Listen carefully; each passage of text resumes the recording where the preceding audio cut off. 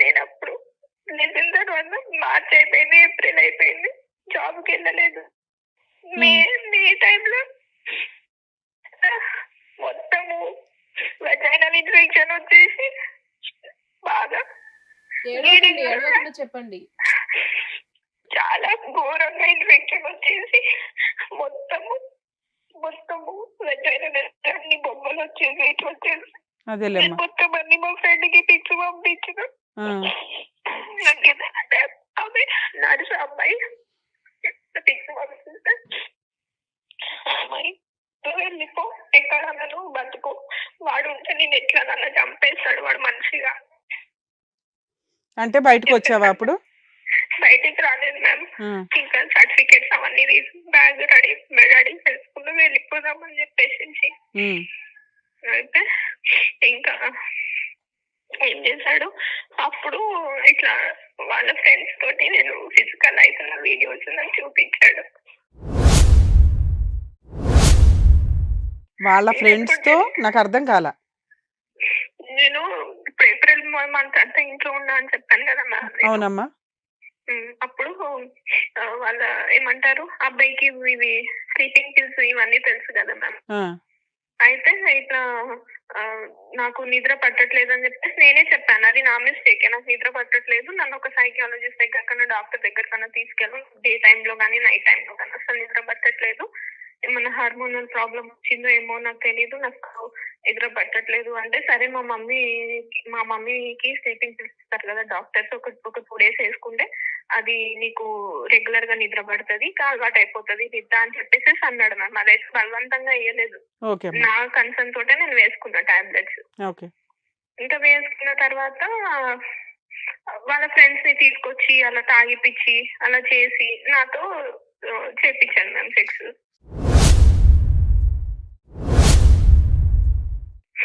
ఏమా నువ్వు చెప్తున్నది నిజమేనా?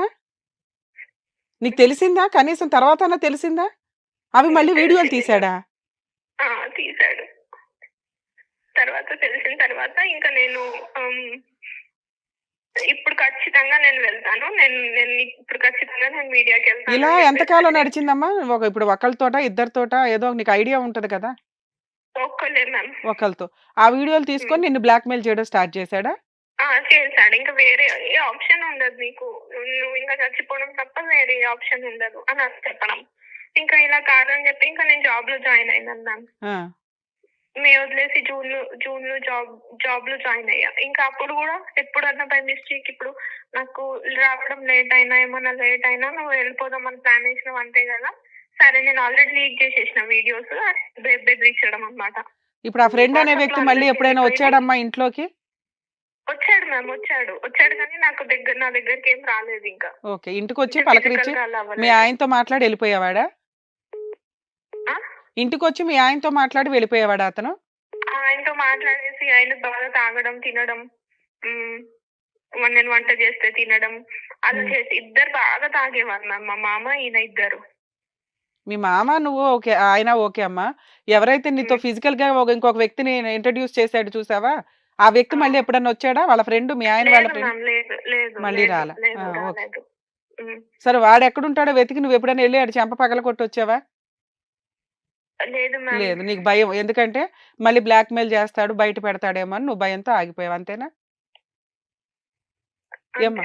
ఓకేనా. తర్వాత అయితే ఇంకా జూన్ అయిపోయింది, జూలై అయిపోయింది. జూలైలో చీటీ ఉండే మ్యామ్ నాది. అయితే చీటీ ఎత్తిన తర్వాత మా అమౌంట్ తెచ్చి ఇంట్లో పెట్టాను. నేను ఇంట్లో పెట్టాను, లాక్ వేసాను, నేను అల్మారికి నేను లాక్ వేసాను. లాక్ ఎంత చీటీ డబ్బులు? నేను లాక్ వేసా 3 lakhs మ్యామ్. నా దగ్గర అవి కూడా రిసిప్ట్స్ ఉన్నాయి, నేను దాని దగ్గర తీసుకొచ్చి నేను ఇంకా నేను యాక్చువల్లీ బయట వాళ్ళ దగ్గర వేసాను చీటీ. అయితే నాకు కొంచెం డౌట్ కూడా ఉండేది, నాకు చెప్పలేదు ఆ విషయం నేను చీటీ ఉంది అని, ఎందుకంటే అవి కూడా తెచ్చేయమంటారు డబ్బులు. ఎవ్రీ మంత్ ఎవరు కట్టేవాళ్ళు చిట్టి డబ్బులు? నేనే కట్టేదాన్ని. మధ్యలో జాబ్ చేయలేదు కదమ్మా నువ్వు? అవును మ్యామ్, 2 months అంటే 2 months కోసారి అలా కట్టిన, నా దగ్గర అవి కూడా నా దగ్గర గూగుల్ పే ఉంది మ్యామ్. 2 months కోసారి కట్టినా తను ఏమనేవాడు కాదు. ఓకే. అయితే నేను పే చేశాను. ఇంకా తనొచ్చి అమ్మ డబ్బులు తీసుకొని వెళ్ళు అంటే, ఇంకా సరేలే బయట వాళ్ళు అసలు నాకు ఆయన ఇస్తాడో లేదో చీటీ, నాకెవరు లేరు గదా! మోసం చేసిన ఛాన్సెస్ ఉన్నాయి. సరే తను ఇచ్చినప్పుడే తీసుకొని ఇంట్లో పెట్టుకోవడం బెటర్ అని చెప్పేసేసి, నేను ఒకసారి ఆఫీస్ నుంచి అక్కడికెళ్ళి డబ్బులు తీసుకొచ్చి ఇంట్లో పెట్టాను మ్యామ్ నేను. హ్మ్. హ్మ్. జూలై, ఆగస్ట్ అయిపోయింది. సెప్టెంబర్ 2కి నేను ఆఫీస్‌కెళ్ళాను మ్యామ్. హ్మ్. ఇంటికొచ్చే వరకు మొత్తం సామానంతా తీసుకొని మొత్తం అంతా వేకేట్ చేసి వెళ్ళిపోయాడు. ఆయనకెట్లా తెలుసు నీ 3,00,000 ఇంట్లో బీరువాలో ఉన్నాయని? ఆహ్, ఆహ్, 3,00,000 అని తీసుకొని వెళ్ళిపోయాడు. అదేలే అసల ఆ డబ్బుతో సంబంధం లేదు. మామూలుగా అన్నీ తీసుకొని ఆ వెళ్ళిపోయాడు. డబ్బుతో లక్కీగా సంబంధం లేదు. మామూలుగా తీసుకొని వెళ్ళిపోయాడు. అల్మారాలో డబ్బులు కూడా ఉండే. లక్కీగా డబ్బులు కూడా ఉన్నాయి. అయి కూడా వాడికి దొరికేసినాయి. ఓకే. వెళ్ళిపోయాక నేనైతే అప్పుడు పోలీస్ కంప్లెయింట్ హలో! చెప్పండి. చెప్పండి. వాయిస్ బ్రేక్ అప్పుడెళ్ళి అవుతుందమ్మా. నేను కంప్లెయింట్ చేశాను మ్యామ్. ఇలా మా హస్బెండ్ మొత్తం అంతా తీసుకొని వెళ్ళిపోయాడు. అది నా సామాను. ఇట్లా నేను ఆగస్ట్‌లో ఒకసారి టీవీ తీసుకున్నా. మొత్తం హౌస్ హోల్డ్ సామాన్, ఫర్నిచర్ ఎవ్రీథింగ్ తీసుకొని వెళ్ళిపోయాడు అని చెప్పేసంటే, ఇంకా వాళ్ళు చాలా నెగ్లిజెంట్‌గా మాట్లాడారు మ్యామ్ వాళ్ళు. నువ్వేమన్నావు? ఏమన్నా గొడవలయినాయా మీకు? ఇలా ఇలా అని చెప్పేసేసి అన్నారు మ్యామ్ వాళ్ళు. ఏం పోలీస్ స్టేషన్‌లో కంప్లెయింట్ ఇచ్చావమ్మా? కుషాయిగూడ పిఎస్‌లో ఇచ్చాను మ్యామ్ ఓకే కంప్లెయింట్. నాన్న. నెక్స్ట్. ఆ కుషాయిగూడ పిఎస్‌లో కంప్లెయింట్ ఇస్తే ఇంకా వాళ్ళు పట్టించుకోవట్లేదు మ్యామ్ అసలు. ఎక్కడన్నా ఎళ్లి పోయి హాస్టల్‌లో ఉండు, మిస్సింగ్ కేస్ రాసుకుంటాం మేము, దొరికినప్పుడు రమ్మంటాము అని మీ అంటే, సార్ ఇప్పుడు నేను ఎక్కడుండాలి? ఆ మొత్తం ఇల్లు ఖాళీ చేసి వెళ్ళిపోయాడు. అదేంటి రెంటెడ్ హౌస్. Rented house. మీ అత్తమామల ఇల్లు తెలుసు కదమ్మా మీకు. ఆ ఇంటికి వెళ్ళొచ్చు కదా! వెళ్ళాను మ్యామ్. అక్కడికి వెళ్ళాను నేను. అక్కడికి వెళ్ళాను. హ్మ్. ఫస్ట్ ఇక్కడ ఎళ్ళిన తర్వాత నేను మల్కాజ్‌గిరికెళ్ళిన తర్వాత, మల్కాజ్‌గిరిలో గూడా తను లేడు. హ్మ్. అయితే ఎందుకుంటాడు? నీ దగ్గర ఎందుకుంటాడు? నువ్వు డబ్బులు ఇయ్యమంటే ఇయ్యవు. నువ్వు బంగారం ఇయ్యమంటే ఇయ్యవు. అంటే ఏం మాట్లాడుతున్నారు మీరు? ఎప్పుడెప్పుడు ఎంత బంగారం తెచ్చుకున్నాడు అదంతా నా దగ్గర ప్రూఫ్ ఉంది. నేనేం చేసినానంటే తను మనపురంలో పెట్టినట్టు అది ఆయన ఫోన్‌లో నేను మనపురంది యాప్ చూసాను మ్యామ్ నేను. హ్మ్. మనపురం యాప్ చూసి వెళ్లి తిన నంబరే రిజిస్టర్ ఉంటది కదా! ఇట్లా మా హస్బెండ్ అని చెప్పేసేసి ఎంత గోల్డ్ పెట్టుకున్నాడు ఏంటి అన్నది అవన్నీ రిసిప్ట్స్ తీసుకొచ్చి నేను పెట్టుకున్నా నా దగ్గర. ఓకే. అయితే ఆ రిసిప్ట్స్ అంటే ఆ అబ్బాయి ఏమనుకున్నాడంటే నా దగ్గర ఏం ప్రూఫ్ లేదని అనుకున్నాడు. హ్మ్. గోల్డ్ రాబట్టు పెట్టిన ప్రూఫ్ ఇదంతా ఏం లేదు అని అనుకున్నారు. ఆ హ్మ్. అబ్బాయి అనుకున్నాడు. హ్మ్. అక్కడెళ్ళి నేను రిసిప్ట్స్ అవన్నీ తీసుకొనొచ్చి చూడు ఇప్పుడు ఈ డేట్‌కి ఇంత పెట్టుకున్నాడు. ఈ డేట్‌కి ఇన్ని డబ్బులు తెచ్చుకున్నాడు. హ్మ్. ఇది పద్ధతి కాదు. మీరందరూ కలిసి ఇట్లా చేయడం. ఫస్ట్ ఆఫ్ ఆల్ మ్యారేజ్ అయింది అని చెప్పి చేసుకోవడం తప్పు. మ్యారేజ్ అవ్వలేదని చెప్పి చేసుకోవడం తప్పు. మీరిలా చెయ్యొద్దు అని చెప్పేసేసినానంటే, సరే పో ఏం చేస్తావో చేసుకో. ఏం పీకుతావో పీక్కో అని చెప్పేసేసి ఏ పోలీసోడు ఏం చేయలేడు మమ్మల్ని అలా అని మాట్లాడింది మ్యామ్ వాళ్ళ మమ్మీ. మరి అసలు ఇంట్లోకి సరే ఇప్పుడు నువ్వు అంతకుముందు 2 మంత్స్ అదే ఇంట్లో ఉన్నావని అంటున్నావు కదమ్మా! మ్యామ్. దానికి తగ్గట్టు ఏదైనా ఎవిడెన్స్ ఉందా? 2 మంత్స్ ఉన్నా అనడానికి వాళ్ళు చుట్టుపక్కల వాళ్ళందరూ చెప్తారు కదా మ్యామ్. వాచ్‌మెన్ వాళ్ళు ఓకే. చెప్తారు. అదే వాళ్ళు చెప్తారు కదా అంటున్నా. మరి ఆ ఇంట్లోకి అందరికీ ఫోర్స్‌బుల్‌గా వెళ్లి ఉండే హక్కు నీకుంది కదమ్మా! నువ్వెందుకు ఉండలా? ఆవిడ అంటే ఇంట్లోకి రానివ్వదు. నువ్వు తోసుకొని లోపలికెళ్ళి ఉండొచ్చు కదా! నీ అత్తగారి ఇల్లు నీ ఇష్టం అది. నేను అప్పుడే చెప్పాను సార్ వాళ్ళకి, సార్ ఇలా ఉంది ప్రాబ్లమ్ మరి నేనెళ్ళి ఉంటాను అక్కడ అని అంటే కూడా వాళ్ళు ఒప్పుకోలేదు. వాళ్ళు దేనికి అయితే నేను ఫస్ట్ టైమ్ ఎళ్లి ఇట్లా నెగ్లిజెంట్‌గా మాట్లాడినప్పుడు నేనెళ్ళి ఇంకా పోలీస్ స్టేషన్‌లోనే నేనెళ్ళి హార్పిక్ తాగేసాను మ్యామ్. ఇంకా నాకు వేరే ఆప్షన్ లేదు. ఫస్ట్ ఏంటంటే తను మిస్ అయిందంటే తన ఫోన్ ఒకవేళ తను నెగ్లిజెంట్‌గా ఉండి ఎక్కడన్నా తాగి పడిపోతే ఫోన్ ఎవరికన్నా దొరికితే, తను హ్మ్. ఇంటే చేయకపోయినా పరువు పోతది. ఇంకా ఏం మిగలలేదు. నేనెవరికీ చెప్పుకోలేను. ఫస్ట్ ఎవరికన్నా చెప్పుకున్నా నువ్వెందుకు సహించినవని అంటారు నన్ను.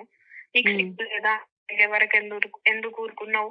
అని నన్నే అంటారు. ఇదంతా ఎందుకు అని చెప్పేసేసి ఇంక నేనే డిసైడ్ అయిపోయినాను మ్యామ్. సూసైడ్ చేసుకుందామని చెప్పి ఇట్లా అని చెప్పేసేసి అన్నప్పుడు ఇంకా వాళ్ళు మేడం ఇట్లా నేను బ్యాగ్‌లో పెట్టుకుంటుంటే హార్పిక్‌ది బాటిల్ ఒక కానిస్టేబుల్ చూసి లోపలికి తీసుకెళ్ళి తాగావా నువ్వు అనంటే, అవును అనంటే ఇంకా వాళ్ళెళ్ళి పోలీస్ స్టేషన్‌లో అడ్మిట్ చేశారు మ్యామ్ వాళ్ళు. హాస్పిటల్‌లో. హ్మ్. పోలీస్ స్టేషన్‌లో అడ్మిట్ చేసినప్పుడు నేను మొత్తం అంతా చెప్పేసాను సార్. ఇలా జరిగింది. ఫస్ట్ నుంచి అందరూ కలిసి గ్యాంబ్లింగ్ చేశారు సార్. నాకు తెలియలేదు అని నేను వాళ్ళందరి పేర్లు చెప్పాను. వాళ్ళందరి ఫోన్ నంబర్స్ ఇచ్చాను మ్యామ్ నేను. ఓకే.